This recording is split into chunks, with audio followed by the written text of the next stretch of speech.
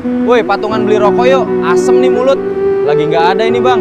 Alah, lu tiap nongkrong nggak terus. Mending nggak usah nongkrong sama kita.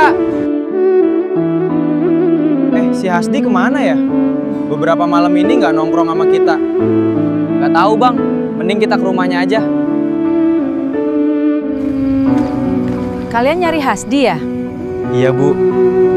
Hasdi beberapa hari ini koma di rumah sakit, Dek.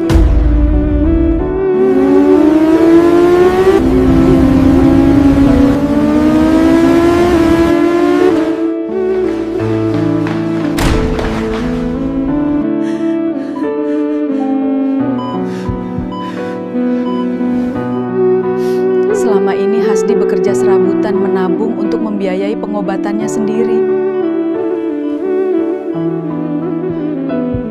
Lu tiap nongkrong nggak terus, mending nggak usah nongkrong sama kita. Semoga cepat sembuh ya bro.